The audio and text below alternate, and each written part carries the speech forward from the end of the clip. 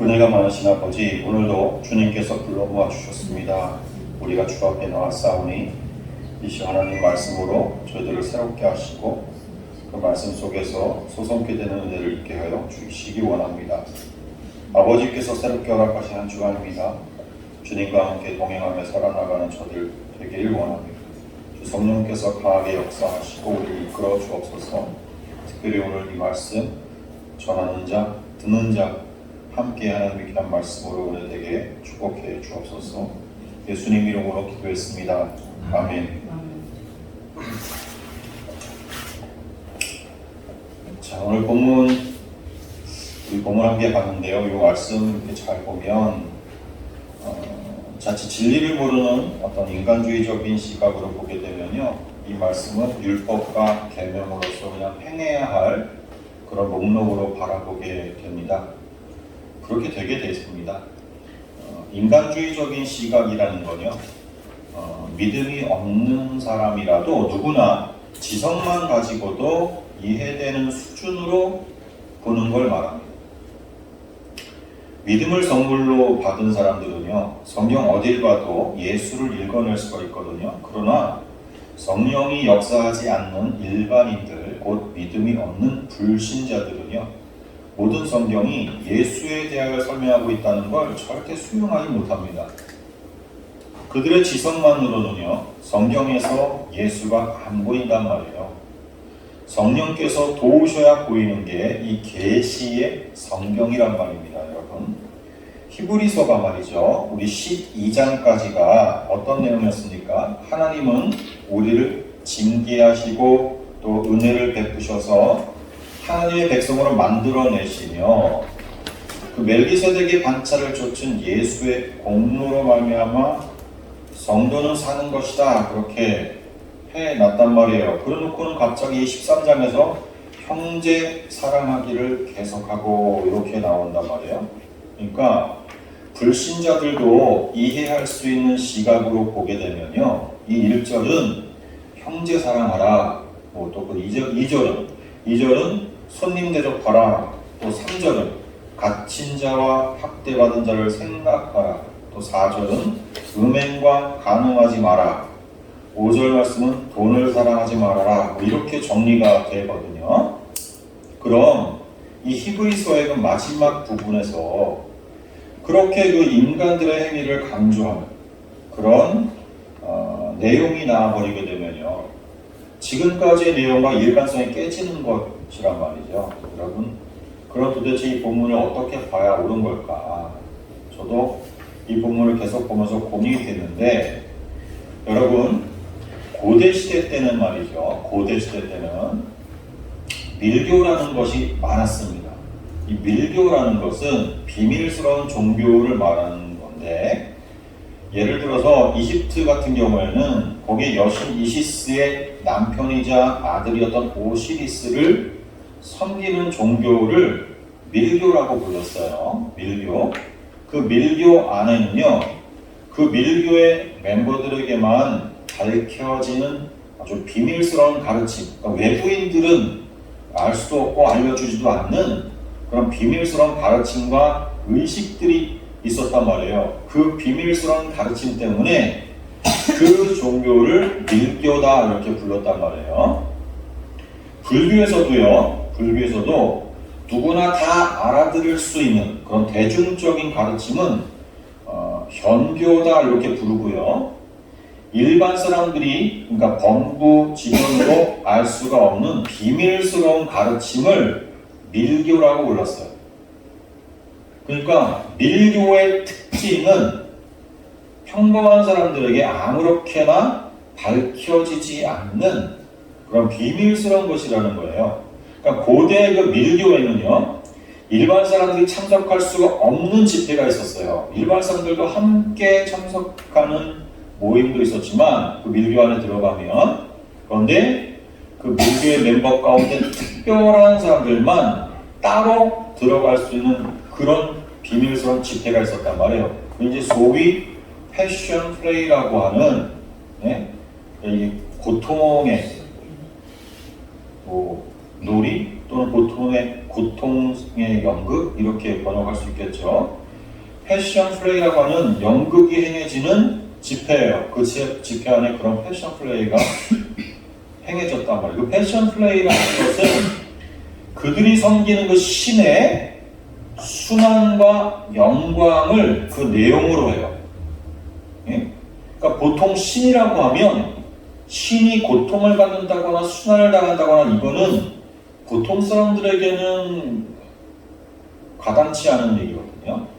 받아들일 수 없는 얘기란 말이에요. 근데 그 밀교 안에서 어떤 일정 수준으로 들어간 사람들에게만 따로 행해지는 그 특별 비밀스러운 예배 중에는 이 패션 플레이가 행해진단 말이에요.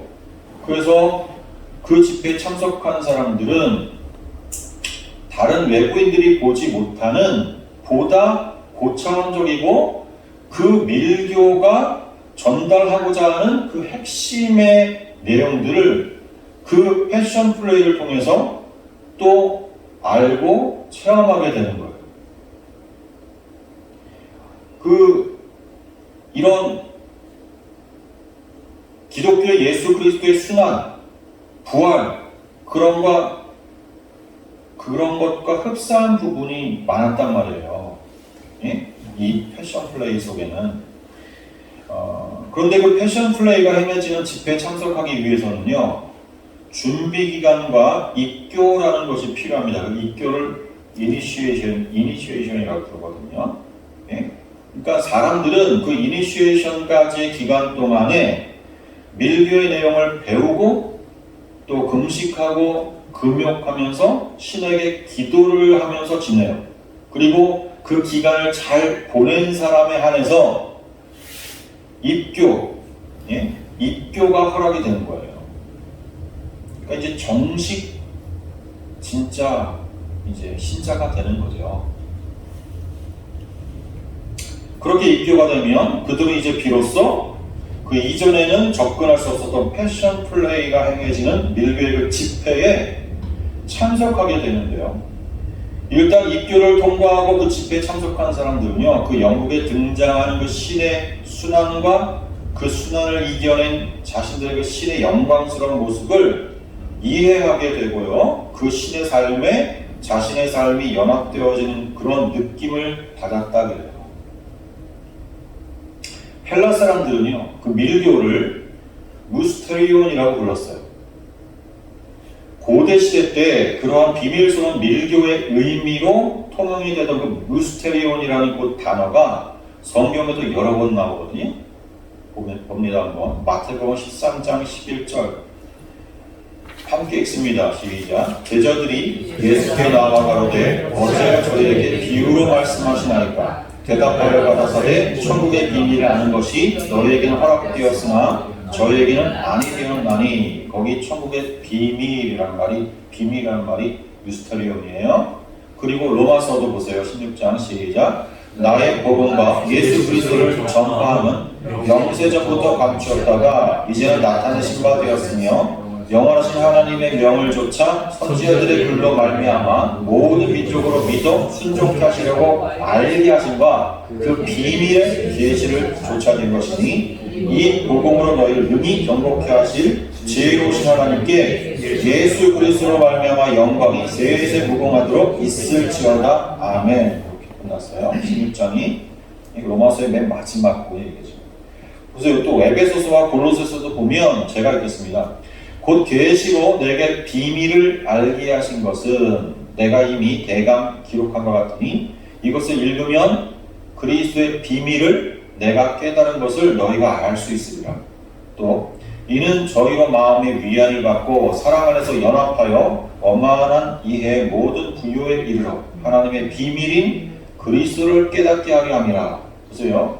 성경 기자들은요, 당시 사람들이 그렇게 너무나 잘 알고 있었던 바로 그 미스터리온, 그 밀교라는 단어를 사용해서 예수 그리스도와 또 예수 그리스도를 설명하는 그 복음이요, 아무한테나 그냥 보여지고 알려질 수 없는 것이다. 이걸 밝히고 있는 거예요. 실제로 아무한테나 그렇게 알려질 수가 없는 것이라는 거예요. 이 복음은 방금 설명한 그 밀교의 예에서처럼 말이죠. 당시 고대 시대 사람들은 밀교의 그 무스테리온, 그 비밀스러운 가르침을 이해하고 또 그 밀교의 내용을 받아들일 수 있는 사람은요, 반드시 이니시에이션의 그 단계를 통과해야 한다는 것을 알고 있었어요.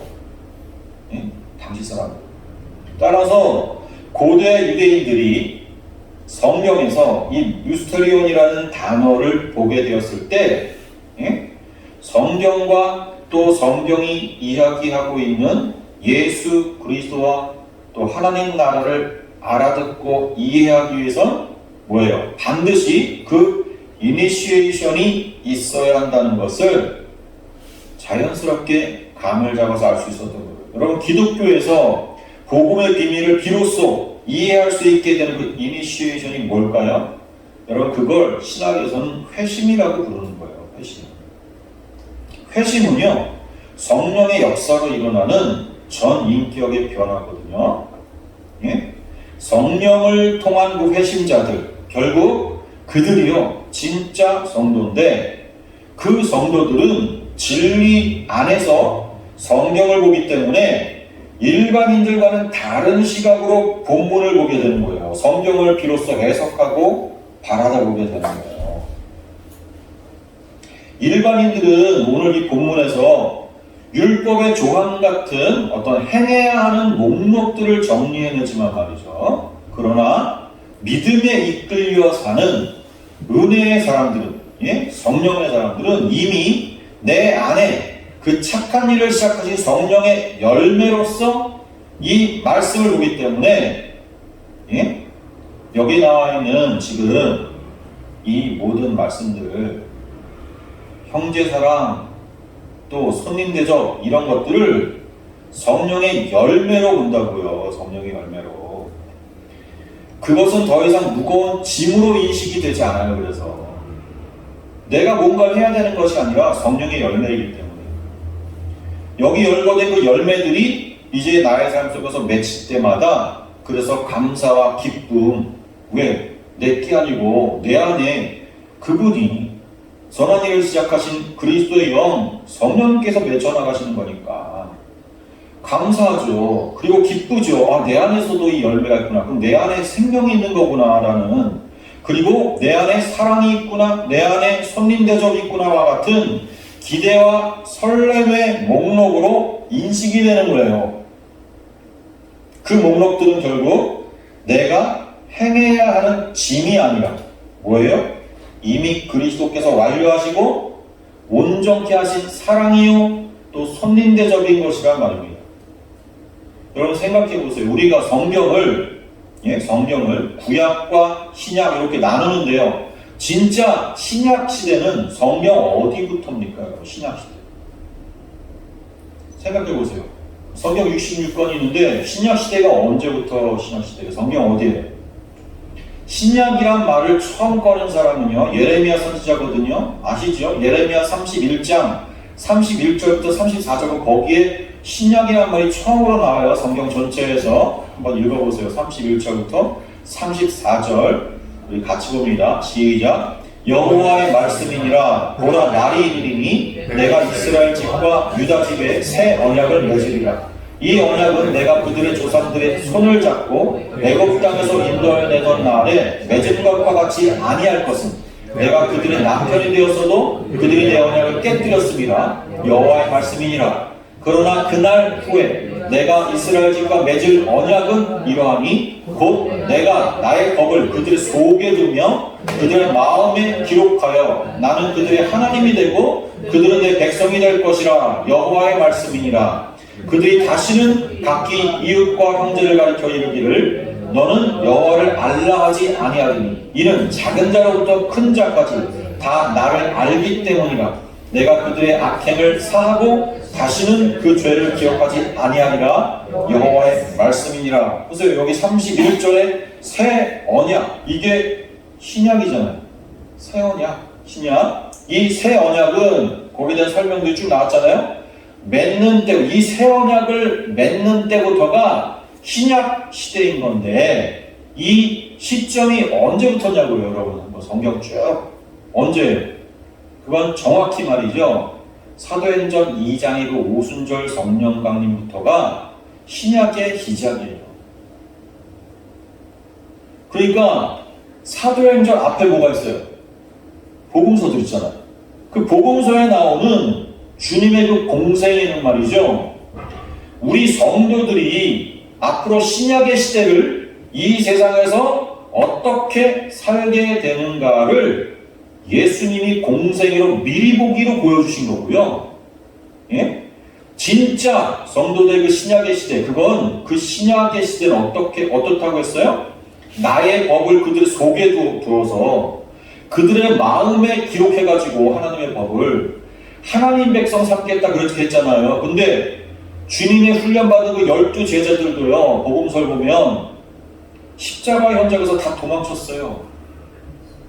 진짜 제자가 된 건 언제예요? 오순절 성령 받은 이후부터란 말이에요. 성령 받기 전 그 사도들은 주님과 3년 반 동안 동고동락했어도 말이죠. 주님의 고난에 동참하지 못하고 뿔뿔이 흩어져 도망쳤습니다. 그러나 성령 받고 나니까 감쪽같이 어제하고 오늘 성령 받고 성령 받기 전과 후가 그렇게 달라진 거예요. 예수처럼 십자가에서 죽고 참수당해서 죽고 온갖 핍박을 받아도 복음 전하는 그 복음 고난의 삶을 조차 산 거예요. 그 제자들이 진짜 사도가 된 거예요. 그럼 복음서에 나오는 주님의 그 명령들 어디요? 복음서에서 주님께서 직접 하신 명령들이 있잖아요. 이를테면 원수까지 사랑하라, 이거 주님께서 직접 말씀하신 거 아닙니까? 그러셨는데 그 명령은 신약 시대의 명령인가요? 구약 시대의 명령인가요? 예? 오순절 전이냐 후이냐 이것만 따지면 쉽잖아요. 구약 시대입니다, 여러분. 공생의 기간 동안 주님께서 베풀어 주신 그 모든 말씀들은요, 구약 시대의 말씀이에요. 그러니 원수를 사랑하라 이 말씀을 하셨어도 그거 율법이네요. 그럼 그 율법 누가 지키는 거예요? 우리에게 요구를 해놓고 예수님이 완성시키신 게 율법이잖아요. 예? 율법이 그런 거예요, 여러분. 우리가 원수를 어떻게 사랑합니까? 원수를. 예? 가까운 사람들도 사랑 못하는데 지금도 그렇잖아요, 우리가. 그러나 원수 사랑은 주님께서 십자가 위에서 보여주셨잖아요. 그거 행하신 분은 주님이에요. 행하실 수 있는 분은 주님이라고요. 성경의 모든 율법은요, 우리에게 명령하셨지만 그 명령을 아무도 순종하지 못하고 할 수도 없어서 온전케 하시는 그 하나님의 독생자가 오셔서 완성시키는 과정에 놓여진 우리에게는 그 율법은 그냥 거치는 돌이란 말이에요. 우리는 거기 걸려 넘어지라고 던져주신 것, 그게 율법이라고요. 우리는 그 율법에 계속 맞아서 죽는 거예요. 그 율법은 우리에게 거치는 돌이에요. 그 율법이 우리 앞에 놓여지면 우리는 어김없이 그 돌에 넘어진다고요. 그리고 우리는 그렇게 자빠져 넘어지지만 예수가 완성하시는 거예요. 그러니까 마태복음 그 5장에서 산상수훈이 선포되는데 말이죠. 구약의 계명들이 쭉 다시 선포되잖아요. 예? 살인하지 말라 그래놓고 뭐라 그래요? 덧붙이죠. 그 살인하지 말라가 무슨 뜻인지 주님께서 설명해 주시죠. 형제를 미워하는 게 살인이라고 그러잖아요. 칼로 찔러 죽인 거 그거 너희들은 그렇게만 생각했냐? 형제 미워하는 거 그게 살인이다. 간음은 뭐래요? 간음이 진짜 남녀가 뭘 행동으로 옮기지 않았어도 마음의 음욕만 품어도 그게 간음이라고 주님 말씀하시잖아요. 그럼 그 하나님의 계명들이 다 뭐라는 거예요? 다 우린요 절대 지킬 수 없구나 라는 그 절망과 자기 부인을 위해서 나는 아는데 나는 그 자기 부인을 위해서 던져졌다는 걸 알려주는 거란 말이에요. 그건 누구만 지킬 수 있다? 죄 없으신 예수만 지킬 수 있는 것들이에요. 고린도전서 13장의 그 사랑장도 보면 우리가 그 사랑은 언제나 오래 참고 온유하며 쭉 나열된 그 사랑 말이죠. 그거 우리 성도가 지켜야 하는 계명으로 읽으면요 잘 못 보는 거란 말이에요. 그거 오해하는 거예요. 그 사랑은 다 예수가 하신 사랑이에요. 예수만 할 수 있는 사랑이라니까요. 우리는 그러니까 수시로 말씀을 보면서 이 말씀을 어떻게 적용하고 실천할까 이걸 고민하면 안 되고 그렇게 하는 게 아니에요. 말씀은 그 말씀의 비추니 나는 얼마나 무능하고 가망 없는 자인가라는 자기 부인을 계속적으로 인정하게 되는 거예요. 그래서 나 대신 말씀에 순종하신 그 예수 그리스도를 바라보고 그분을 의지하는 그 믿음으로 나가야 되는 거예요. 그게 말씀을 보는 자의 자세예요. 그러면 그와 연합된 우리의 삶 속에서 그분의 열매가 나오게 되는 거예요. 내가 할 수 없었던 그 사랑, 그 순종의 열매가 나오게 된다고요. 그러니까 말씀을 율법으로 보고 내가 지키려는 그런 목록으로 대하는 사람이 그런 사람이 오늘날에도 구약시대를 사는 사람이고요. 예? 말씀을 통해서 자기가 부인되고 또 주님과 연합되어서 내 안에 그 말씀 곧 그리스도의 영, 그 성령이 내주하셔서 그 성령의 열매를 맺으며 사는 이들이 신약시대를 사는 사람인 거예요. 그들이 회심자들이에요. 그들이 무스테리온 바로 그 비밀을 깨달아 아는 자들이라고요. 그들의 삶 속에서 패션 플레이 고난의 삶 그게 재현되는 자들인 거죠. 그들에게는 세상의 문법과 세상의 말이 아닌 무스테리온의 그 진의 진짜 그 뜻을 깨우친 문법과 말로 성경이 읽혀지는 거예요. 오늘 본문을 그렇게 볼 수 있어야 갸우뚱하지 않게 됩니다. 잘 들어보세요. 주보를 보시면서 주보에 여러분 그 본문에다가 다시 한번 1절은 형제사랑 거기에다가 동그라미나 밑줄을 그어보시고 그 다음에 2절에서는 손님 대접 그 다음에 3절에 가면 갇힌 자 그 다음에 학대받는 자 거기에다가 동그라미 그리고 4절 가서는 음행하는 자 간음하는 자 그 다음에 5절에서는 돈 그 다음에 쭉 가다가 중간에 내가에다가 동그라미 하세요. 그리고 마지막 6절에서는요 그러므로에 동그라미 하시고 그 다음에 우리가 담대히 말하되 그 다음부터 나오는 그 인용구거든요. 그게 주는 나를 돕는 이시니 내가 무서워하지 아니하겠노라 사람이 내게 어찌하리요. 거기까지 줄을 그으세요. 인용구만. 자, 그 인용구에 밑줄 그란 말이에요. 그리고 본문을 차근차근 보시란 말입니다. 자, 이 모두가 우리가 행해야 할 명령으로 제시가 되었는데 일반인들의 눈에도 그렇게 보이잖아요. 이건 아무나 그렇게 읽을 수 있는 거예요. 그렇게 보기 전에 우리는 뭐예요? 이 모두는 우리가 행할 목록이 아니라 뭐예요? 누가 이루신 일이다? 주님이 하신 일, 주님이 완성하신 일들의 목록이다. 그렇게 보시란 말이에요. 그리고 주님이 하신 일들은 주님과 연합한 이들에게요 그대로 전가가 되어져서 우리가 한 일로 하나님이 여겨주신다는 거예요. 그리고 우리의 삶 가운데서 열매로 맺혀진다는 거예요. 이미 우리 안에서 착한 일을 시작하신 그 성령이 해내시는 거예요. 그걸 믿으시란 말입니다. 그게 성경을 보는 거예요. 본문을 지금 그걸 믿는 거. 자, 보세요. 믿는다는 건 가만히 있는 게 아니죠. 믿는다면 그렇게 행하는 거죠. 믿으면 그렇게 행하죠. 형제 사랑할 수 없었던 자가 형제 사랑할 수 있다고 믿는다면 가만히 있겠어요? 형제 사랑하죠. 손님 대접 못하는 자가 손님 대접할 수 있음을 믿는다면 손님 대접하는 거죠. 예? 그게 진짜 믿음이죠. 가만히 있는 게 믿음 아니란 말이에요. 자, 그런데 하나 더 보세요. 형제 사랑을 세상의 문법이 아닌 진리의 문법으로 이해한단 말이에요.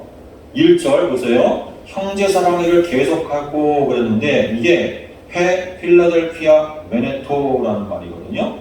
필라델피아는 필로스와 아델포스가 합쳐진 단어입니다. 합성어.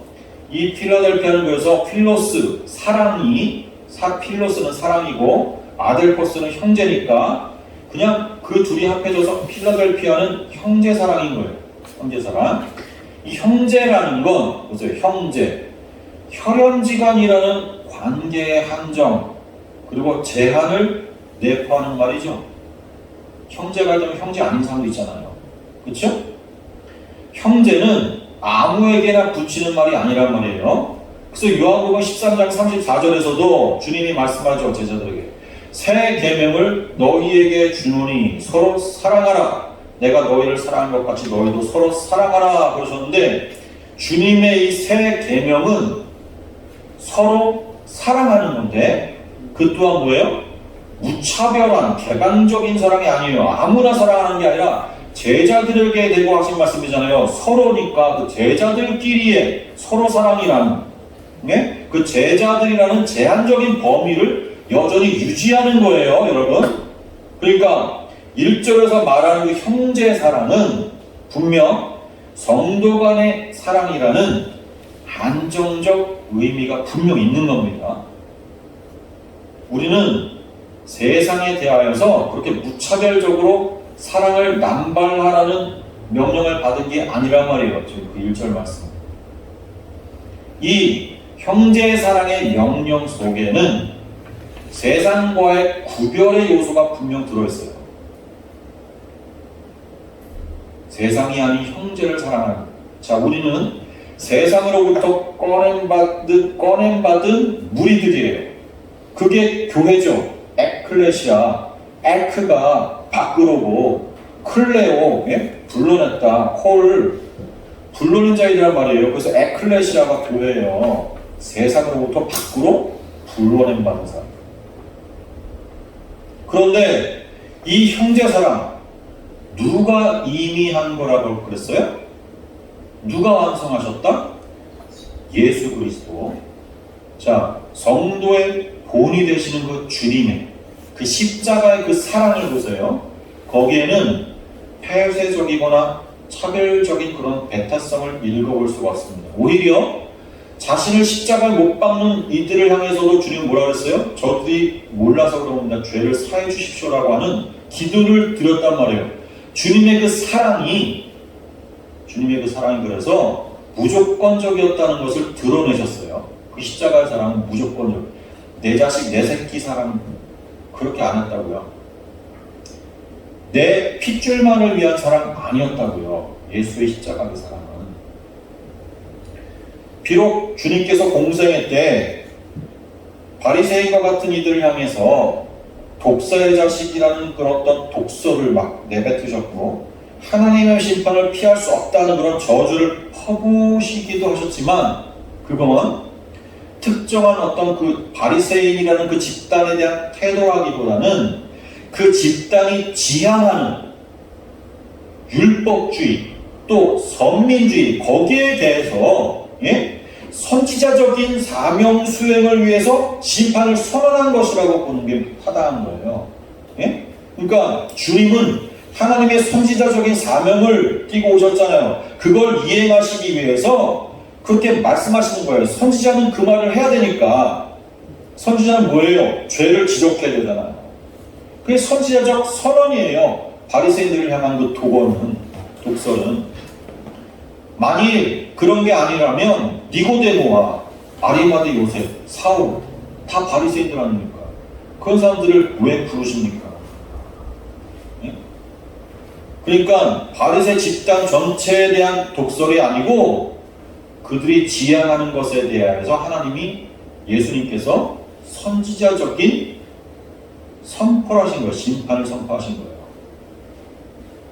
즉 주님이 실천하시고 또 우리 모두에게 요구하시는 그 형제의 사랑은 주 안에서 하나 된 이들만을 위한 사랑이면서 동시에 뭐예요? 세상 속에 파묻혀가지고 그 진가를 알 수 없는 그 숨겨진 성도, 그들을 고려한 세상을 향한 그 보편적 사랑을 지향하는 거예요. 왜냐하면 우리가 살아가는 세상 속에는요, 장래 어느 때에 드디어 그 본 모습을 드러내게 될 그 사울과 같은 회신자들이 섞여 있기 때문인 거예요. 우리들은 그 진가를 판단하도록 요구받지 않았어요. 우리들은 그냥 사랑하도록만 명령받았다는 거예요. 또한 원수까지 사랑하라는 명령을 헤아려 보면 성도가 취해야 할 그 사랑의 방향은요, 가히 무제한적인 사랑이어야 한다는 거예요. 그래서 2절에 손님 대접하기가 함께 있는 거예요. 손님은 형제가 아닌 남이잖아요. 형제 사랑하기와 손님 대접하기, 이거는 그 대상에 있어서 큰 대조가 된단 말이에요. 손님 대접하기가 그래서 있음으로 해서 형제 사랑을 하면서도 세상에 대한 배타성을 가지지 않는 거예요. 형제는 혈육지간의 내부적인 관계인데 반해서 손님은 뭐예요? 나와는 생별부지의 외부인이라고. 우리는 그리스도 안에서 다 형제죠. 그리스도 안에서 주님의 피로 값주고 산 우리들끼리의 그 형제 사랑을 계속하면서, 이 계속하다가 매너라는 이 단어, 이게 떠나는 것의 반대 개념으로서의 어떤 장소에 머무르다, 체제하다, 살다, 존재하다, 남아있다, 그런 의미거든요. 이게 그래서 비유적으로는 어떤 영역에 남아있거나 머무르는 것을 의미하는 단어니까, 이 단어를 썼다는 건 당시 여러분 이 히브리서를 받은 그 성도들, 그들이 핍박으로 인해 가지고 흩어질 유혹에 처해 있었잖아요. 그들한테 떠나지 말라고, 머물러 있으라고, 그래서 서로 사랑하라는 의미가 있는 거예요. 1절. 그러면서 2절, 그 손님 대접하기를 또한 잊지 말라는 거죠. 그 손님 대접하기에 붙은 말씀이 뭐예요? 이로써 부지 중에 천사들을 대접한 이들이 있었다 그러죠. 이들은 누구예요? 창세기 18장과 19장을 배경으로 한 그 아브람과 롯 말하는 거거든요. 그들에게 천사가 왔었죠. 천사는 임무를 띠고서 하나님으로부터 보냄받은 이들이 천사죠. 이 천사 그러면 어깨 죽지에 날개 있는 거 상상하는데, 그거는 세상에서 가르쳐준 이미지고 그거 천사 아니에요. 그런 걸 천사라고 하지 않고 천사는 하늘로부터 보냄받은 대사예요. 천사는. 그러니까 하나님의 임무를 띠고서 하나님으로부터 보냄받은 이들, 그들이 다 천사예요. 아브라함과 롯에게는 이 천사들, 하나님이 보내신 이 사람들이 뭐하러 왔어요? 사라가 낳을 약속의 자식에 대한 언약도 해줬지만 또 뭐예요? 소돔과 고모라의 멸망을 알리기 위해서 왔단 말이에요. 그리고 그 와중에 구원이 베풀어지죠. 구원이. 롯이 구원받잖아. 그러니까 손님 대접하기는 그래서 하나님의 메시지를 받는 통로가 되기도 하고, 또 세상에 대해 구원이 베풀어지는 전도의 문 역할도 하는 거예요. 히브리서가 쓰여진 때가 그 네로 황제의 그 교회 박해가 있었던 때잖아요. 교회가 결국 나중에는 말이죠, 카타콤이라는 그 지하 묘지로까지 숨어 들어가가지고 아주 비밀스러운 신앙생활을 하게 이르르는데, 점점 자기들이 그 신앙이라는 걸 쉬쉬하면서 살게 되는 그런 상황이 되죠. 그러나 그런 중에도 손님 대접하기를 잊지 않음으로 해서 세상에 대한 하나님의 구원이 계속되게 하는 거예요. 그러니까 형제사랑이나 이 선림대접이라는 말들을 그저 세상의 문법과 말의 의미로만 보면 안 되는 거예요. 3절에는요, 갇힌 자들과 학대받는 자들을 생각하라 그러는데, 네로 박해 시대에 갇힌 자와 학대받은 자가 누구겠어요? 그리스도인들이죠. 그들을 생각하라 그러는데, 이 생각하라, 이게 림네스토예요. 이게 현재 진행형으로 쓰여가지고 계속해서 마음을 쓰라 그런 뜻이에요. 계속해서 마음 써라. 그럼 나 살기도 바쁜데 그리고 힘든데 어떻게 계속해서 마음을 씁니까? 그런 갇힌 자들, 핍박받는 자들. 그렇게 생각하기 쉬운데요. 세상으로부터 여러분 우리가 부름받은, 예? 세상의 일상이 아니라 그래서 부름받은 공동체가 우선이고 전부가 되는 게 성도거든요. 그러니까 그들에게는 세상 돌아가는 일, 또 세상에 파묻혀 사는 일, 그것보다 부름받은 공동체, 그들을 돌보는 일이 우선적이고 첫 번째가 되게 돼 있는 거예요. 그게 교회예요. 근데 그래서 초대교회 당시의 그리스도인들은 이러한 면에 있어서는 잘 행하고 있었던 것 같아요. 기록들을 보면 당시 헬라 철학자 아리스티테스라는 사람이 이런 말을 전해왔는데, 남겨놓은 게 있는데, 만일 동료가 그리스도로 말미암아 투옥되거나 고난을 받는 경우 그들은, 성도들이죠, 그들은 모든 수단을 써서 그 사람이 필요한 대로 원조하였으며 돈으로 자유를 되찾을 수 있다면 그의 해방을 위해서 노력했다, 이렇게 이런 글을 남겼어요. 젊었을 때 그 오리겐 같은 경우, 교부 오리겐은 거룩한 순교자들이 투옥되고 또 형선고를 받을 때까지 그들 곁에 있어줬고요. 그들이 결국 처형당하는 그때에는 위험을 무릅쓰고 형장까지 동행했던 것으로 전해져요. 감옥에 갇힌 동료 그리스도인을 돌아보는 것은요, 곧 그리스를 돌아보는 것과 같다고 마태복음 25장에서 주님도 말씀하셨잖아요. 정말 그런 열매가 맺혔단 말이에요. 초대교회들. 4절은 단순하게 보면 부부생활의 정조를 지키라는 정도로 보이는데, 그래서 음행과 가능하지 말아라 뭐 그런 말 같이 보는데, 표면적으로만 보면 그렇지만 진리 안에서는요, 가능과 음행이 뭐예요? 우상 숭배와 신앙을 저버리는 거잖아요. 그런 배교 행위를 하지 말라는 거죠. 당시 히브리 교회들이 바로 그러한 유혹 앞에 있었습니다. 그러니까 진리를 모르는 이들이 이 히브리서의 오늘 본문을 볼 때는 부부 생활에 지침 정도로 읽게 되지만, 이 무스테리온을 깨달은 입장에서는 뭐예요? 당시 교회 핍박 속에서 신앙을 굳게 지키라는 그런 메시지로 읽혀지는 거예요. 그러니까 성경은 이 세상살이를 위해서 준 지침이 아니란 말이에요. 그 안에서 생명을 얻고, 성경 속에서 생명을 얻고 하나님 나라를 살라고 주어진 거예요. 그 속에서 예수를 봐야 된단 말이에요. 그러니까 5절도 보게 되면 뭐예요? 돈을 사랑하지 말고 있는 바를 족한 줄로 알라. 그가 친히 말씀하시기를 내가 결코 너희를 버리지 아니하고 너희를 떠나지 아니하리라 하셨느니라. 자, 이 돈을 사랑하지 말라.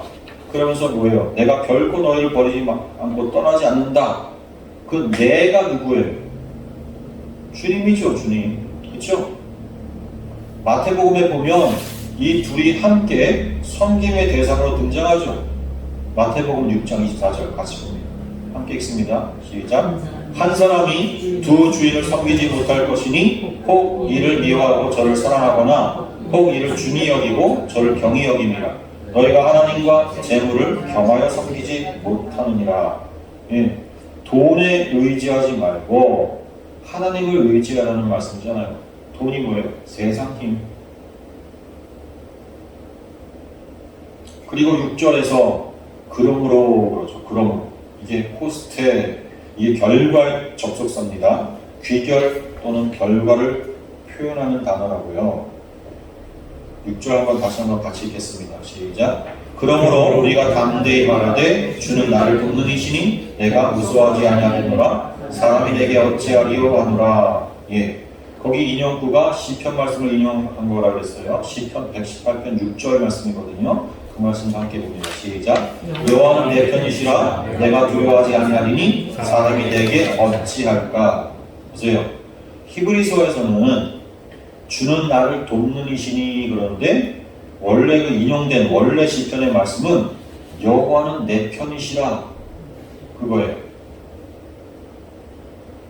그 내 편이시라는 그 내 편이시라라고 이렇게 번역이 된 거예요. 전치사 레, 그 한 단어를 번역한 거예요.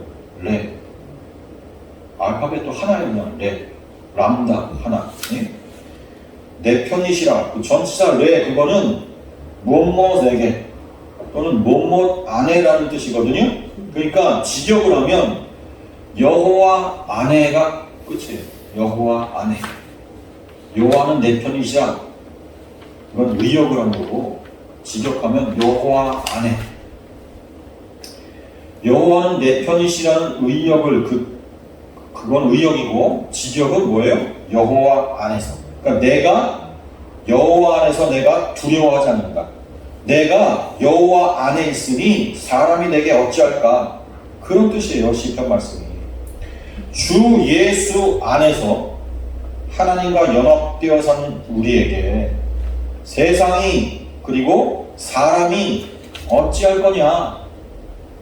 우리는 하나님 안에 있는 존재가 되어서 그 안에 있는 존재가 되어서 하나님이 이미 이루어 놓으신 완성해 놓으신 형제 사랑하기, 손님 대접하기, 또 갇힌 자와 핍박받는 자를 생각하고 부부간의 정조를 지킨 같이 하나님을 배반하지 않는 음행과 간음하지 않는 우상숭배하지 않는 또는 신앙을 저버리지 않는 그리고 세상의 힘인 돈이 아니라 하나님만 섬기는 그 주님 안에서의 그 열매 삶을 믿음으로 사는 자라는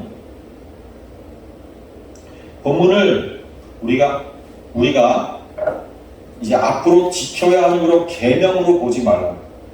이미 주님께서 완성하셨고 그리고 우리 안에서 그 착한 일을 시작하셨단 말이에요. 어떻게 열매로 나오는지 그것이 나의 삶 가운데 어떻게 열매로 하나 둘 드러나게 되는지 기대하시면서 행하시란 말이에요. 짐이 아니라. 같이 기도하겠습니다.